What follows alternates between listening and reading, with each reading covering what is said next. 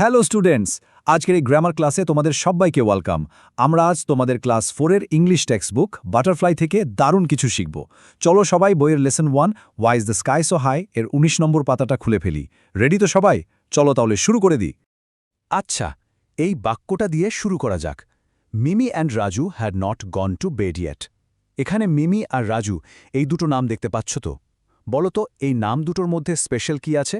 এগুলো কি যে কোনো ছেলে বা মেয়ের নাম? না তো, এগুলো হলো একদম নির্দিষ্ট দুজন মানুষের নাম।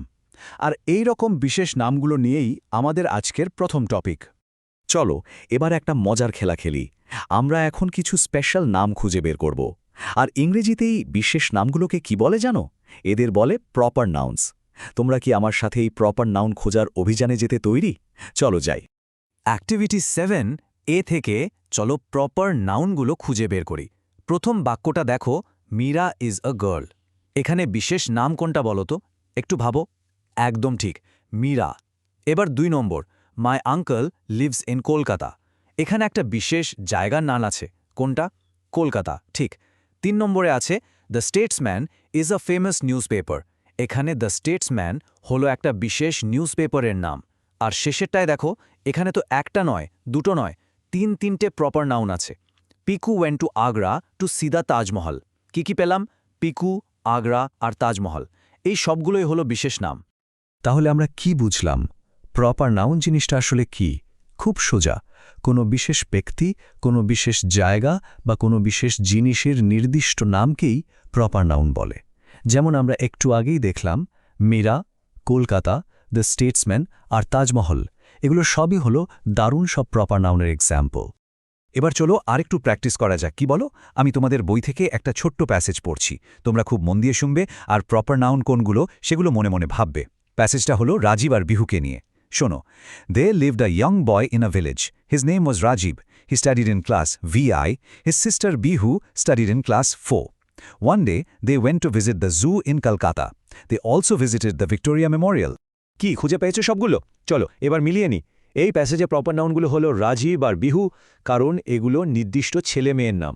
তারপর আছে কলকাতা, একটা বিশেষ শহরের নাম। আর সবশেষে ভিক্টোরিয়া মেমোরিয়াল, একটা বিখ্যাত জায়গার নাম। যদি সবগুলি ঠিক বলতে পেরে থাকো তাহলে তো দারুণ ব্যাপার, খুব ভালো। দারুণ! প্রপার নাউন তো আমরা শিখে গেলাম। এবার চলো এমন কিছু শব্দের কথা জানি যেগুলোর কোনো প্রাণ নেই, মানে যেগুলো কোনো প্রাণহীন জিনিসের নাম বোঝায়। গ্রামারের ভাষায় এই মজার কনসেপ্টটাকে বলা হয় নিউটার জেন্ডার। চলো পরের স্লাইডে ব্যাপারটা আরও সহজে বুঝে নিই। এই স্লাইডটা একটু দেখো তো, কি সুন্দর করে ব্যাপারটা বোঝানো হয়েছে। একদিকে মানে বাঁদিকে আছে সেই সব শব্দ যাদের প্রাণ আছে, যেমন ধরো গার্ল, অঙ্কল, লায়ন।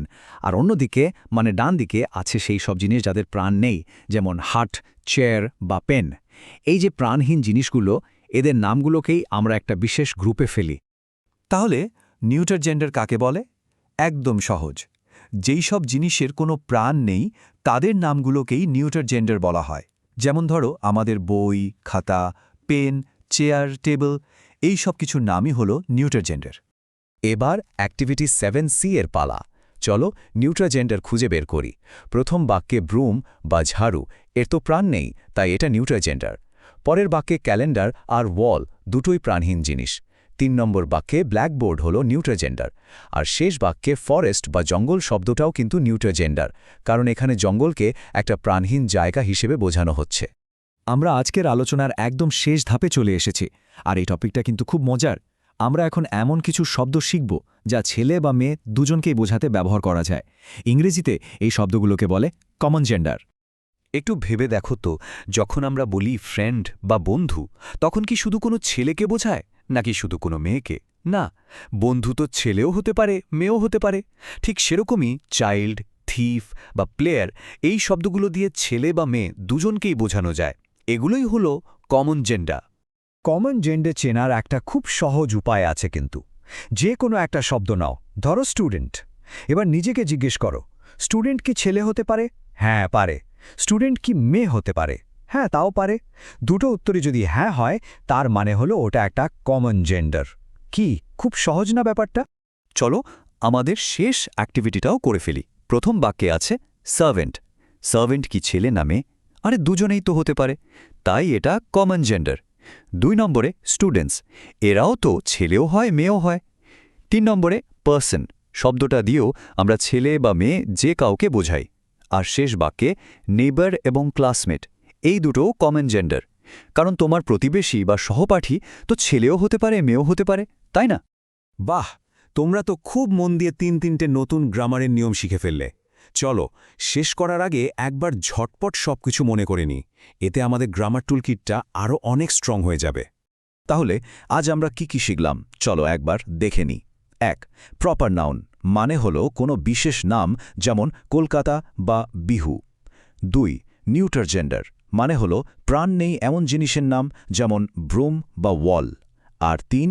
কমন জেন্ডার মানে যে শব্দ ছেলে বা মেয়ে উভয়কেই বোঝায়, যেমন স্টুডেন্ট বা ফ্রেন্ড। একদম জলের মতো সোজা। এবার তোমাদের জন্য একটা ছোট্ট কিন্তু খুব মজার চ্যালেঞ্জ। তোমরা এখন যেখানে বসে আছো তার চারপাশে একবার তাকাও তো, দেখো তো কটা নিউটার জেন্ডার মানে প্রাণহীন জিনিস দেখতে পাচ্ছ। হতে পারে সেটা তোমার চেয়ার, টেবিল, বই বা ঘরের ফ্যানটা, কত কি আছে। সবকটা গুণে আমাকে কমেন্টে জানাতে কিন্তু একদম ভুলো না। পরের ক্লাসে আবার নতুন কিছু নিয়ে তোমাদের সাথে দেখা হবে।